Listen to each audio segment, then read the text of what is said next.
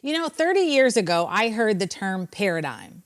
Then I heard paradigm shift, paradigm paralysis, and paradigm pioneer when I read Joel Barker's book, Paradigm, The Business of Discovering the Future. Now, it's not a fortune teller book. I think today we would call that strategic planning, but certainly discovering the future sounds a lot sexier.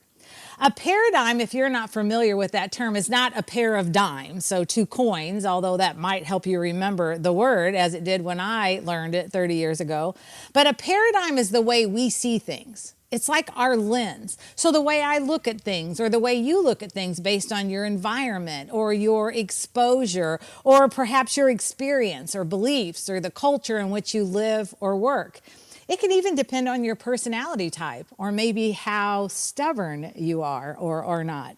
Most of us are familiar with the term paradigm, but we only softly understand the power of paradigms. Barker's definition of a paradigm is it's a set of rules and regulations, both written or unwritten, that does two things. It defines and establishes boundaries, and then it tells us how to behave within those boundaries in order to be successful. The problem with paradigms is that sometimes our paradigm becomes the paradigm.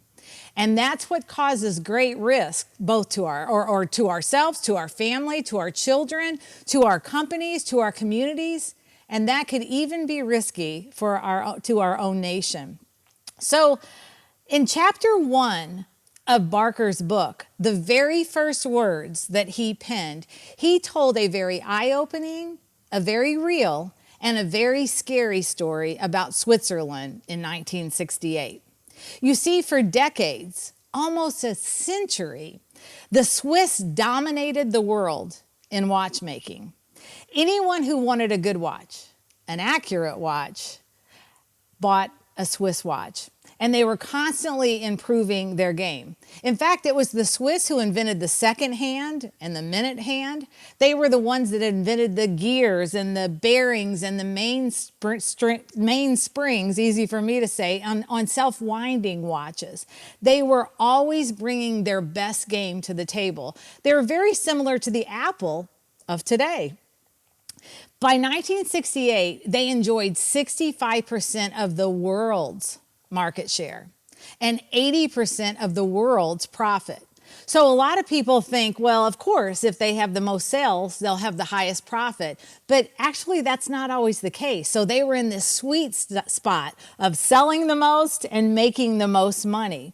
Yet, by 1980, their market share collapsed. They went from 65% of market share to less than 10. They went from 80% of profits to less than 20. What happened? They ran into a paradigm shift. The shift was a fundamental rule change in watchmaking. Let me pause here. Have you been through a fundamental rule change lately? I think that you and I are painfully aware of a major paradigm change recently. How about a rule change recently? How about stay at home, shelter in place? That sounds like the end of the world or a scary movie. How about schools are closed? And hey, good luck, parents, with that homeschooling. I know parents who said they didn't go to college to be a teacher on purpose. And what about churches closing because they weren't essential businesses while bars and abortion clinics could remain open? I heard a national expert and physician warn the President of the United States on national TV that the scariest place, the most dangerous place to be in our country was a hospital. Now she's in my world. Now, let me tell you this. People died because of that. People were afraid to go to the hospital and had heart attacks and strokes, or they didn't attend to their illnesses because they were afraid to go to the most dangerous place in our country. We went through a toilet paper shortage. You can't go with your family to a hospital. That is a fundamental rule change. I mean, just several months ago, the family was part of the care team, right? We have in our family a rule, no man left behind. I'm generally the one that does the overnight shift because I have to work by day, or I get to work by day, but I stay there overnight. But to be a part of the care team, I'm a bean counter. I'm not a clinician. The rest of my family are clinicians. So that's hard for me, but I was a trooper and was part of the care team for my family. And after the rule change, we weren't even allowed to be at the hospital with our family. And then what about our parents or our loved ones who were in nursing homes or retirement centers? We are their lifeline, but the rule changed. We weren't allowed there. So it was like air and us, and they had to get rid of us. So we have been through a lot of fundamental rule changes lately. So we can definitely relate to this story today. So just like us pre-pandemic, the Swiss were just doing what they were good at, making watches with gears and bearings and mainsprings until that way was irrelevant. The old mechanical mechanism was about to give way to electronics. And between the years 1979 and 1981, 50,000 of the 65,000 watchmakers lost their job. That's 80%. In a country or a nation as small as Switzerland, that was a national catastrophe. But for another nation, it was the opportunity of a lifetime. The irony here is that this story about the Swiss and this devastation, this situation was completely, hang on now, hang on, everybody listening? It was completely avoidable. You see, it was the Swiss themselves that invented that new electronic quartz movement watch in their own laboratory. And when they took this invention to the Swiss manufacturers, they dismissed it. They said there was no way that anyone would take that watch serious. They even called it a toy-like invention. So they dismissed it, or better yet, they completely missed it. Why? Because it didn't fit into their paradigm. Anybody coming to life here and feeling this pain? This invention didn't fit their paradigm because it required almost no gears. It was battery operated. It was electronic. They thought it couldn't possibly be the watch of the future. They were paralyzed by their own old thinking paradigm. Their paradigm became the paradigm for an entire nation, an entire industry. In fact, they were so sure of their decision that they allowed their researchers to take this unpatented invention to the World Watch Congress, where they laid it on the table. Seiko of Japan took one look at it, and the rest is history. How can we avoid the mistake that the Swiss made? You know, we have witnessed and experienced a monumental paradigm shift, which reminded me of the scariest quote in this entire book that Barker wrote. He said, when a paradigm shifts, everything goes back to zero. Your past success means nothing. So let me give you some examples. Working in the healthcare business, what used to be a surgery changed to a X-ray. And then what used to be an X-ray changed to a pill. So we went from a surgeon to a radiologist to big pharma. So it didn't matter whether you were the best surgeon on the planet. You were the most successful surgeon on the planet. It wasn't a surgery anymore. And the same with X-ray. So that's what we talk about when we say when a paradigm shifts, everything goes back to zero. Your past success means nothing. That shift, it was good for Japan. This shift that we're going through right now, it can be good for you. It can be good for me. It can be good for us. It can be good for our church. It can be good for our nation.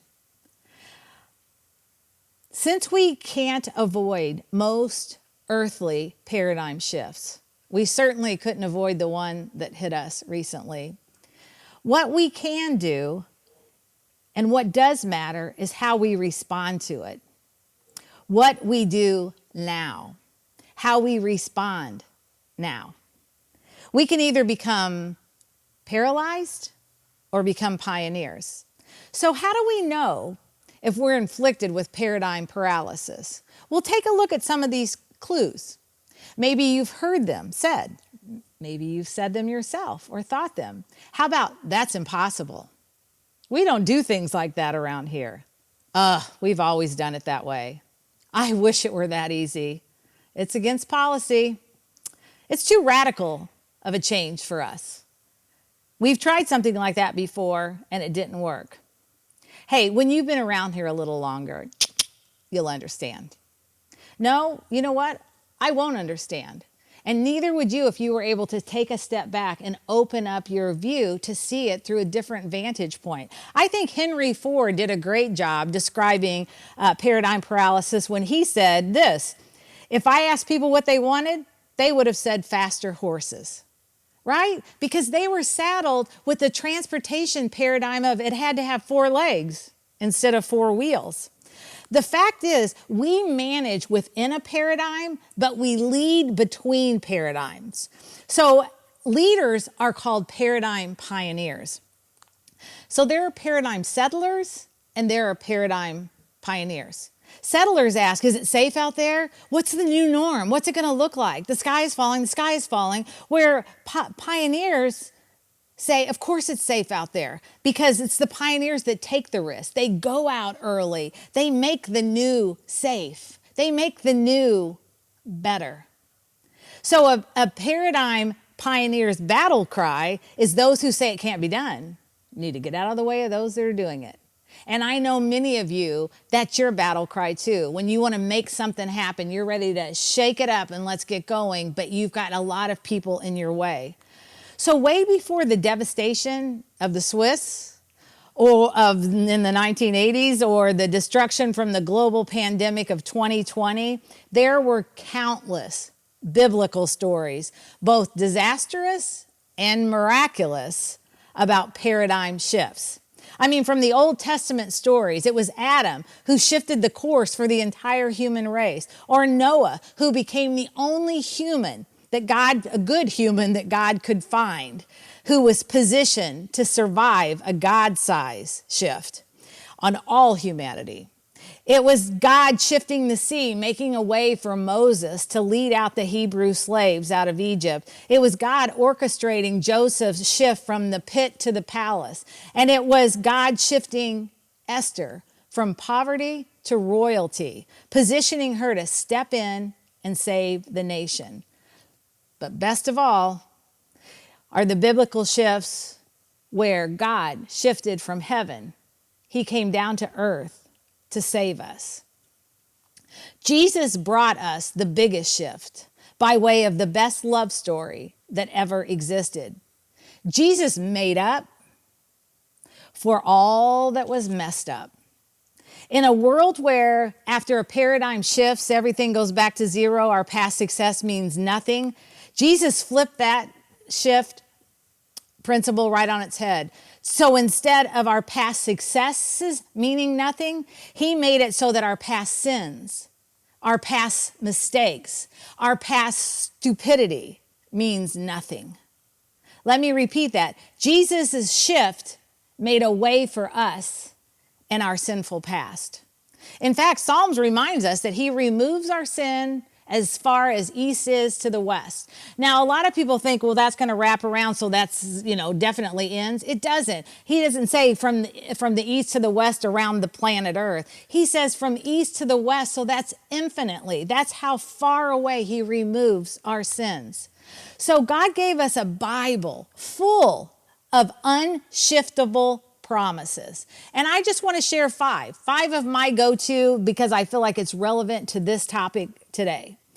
Number one, he is able to do exceedingly abundantly above and beyond more than we ask or think. A similar one, no eye has seen, no ear has heard, no mind can conceive the wonderful things God has in store for those who love him. And while the world may be shifting day to day, Jesus is the same yesterday, today, and forever. And we need to be brave because if God's for us, who can be against us? And in his hands are the depths of the earth. So we can rest knowing that regardless of which party holds office in this country, our God still holds this world. So today, I declare in the name of Jesus that God is going to bring a divine shift into your life. One touch of God's favor can thrust you 1,000 levels higher and can advance you 20 years into the future in your job, in your health, in your finances, in your relationships, in your abilities, your gifts, your talents, your destiny. In the book of Numbers, God shifted the winds. In the book of Joshua, God shifted the sun to stand still. In the book of Acts, God shifted Saul from a Christian bounty hunter. He looked for us and killed us and imprisoned us and tortured us to eventually becoming Apostle Paul, who wrote half of the New Testament. Paul had so many hardships, but you know what he said? All of his losses were nothing compared to what he gained in knowing Christ. When a divine shift occurs, it doesn't matter what your limitations are. What matters is how you respond and if you respond. So how will you respond to this divine shift that's coming your way? Well, are you going to be like the Swiss watch manufacturers and just unwilling to see beyond your own old paradigm and limitations? Are you going to believe the lies of the devil versus all the promises that he gave us in the Bible and the endless examples of his power? Are you going to be a paradigm settler and just hide out and miss out on a God-sized shift? Or are you going to be in a position like Noah with an open heart and an open mind to receive the shift from God? Or are you going to honor God with your trust like Joshua did and believe God's shift will make the sun stop for you too? Or are you going to be like Paul and allow that shift to catapult you into your calling? When you honor God, He will take you beyond any limitation, any closed door, any lack of connections, lack of education or training, lack of money, income, or resources. You may not be able to change someone's mind about you, but Proverbs says God can change the hearts of kings. God can. So when God breathes in your direction, people's minds are changed. Closed doors are open. Old no's become yeses. Or the not now, they turn into let's do this. God will not allow any person to keep you from your destiny. Only you can do that. Let me repeat that. God will not allow any person to keep you from your destiny. Only you can do that. So while another person may be bigger, stronger, more powerful like Goliath, God knows how to shift things around and get you where you need to be. It's time for a shift. It may not look in the natural like it could be possible. We don't serve a natural God. We serve a supernatural God. Because you've honored Him, He's going to shift you in a position that was never attainable on your own.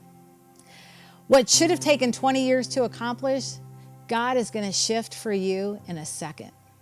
So let's stand together on God's promises. Let's say it out loud. Let's memorize it. Go to my go-to. No eye has seen, no ear has heard, no mind can conceive the wonderful shifts God has in store for those who love Him. Remember, it's not what you know, it's who you know. And most importantly, who knows you. And that's Jesus. He knew you before you were born, and you are the apple of His eye. Call on Jesus. And then, get ready. A God shift is coming.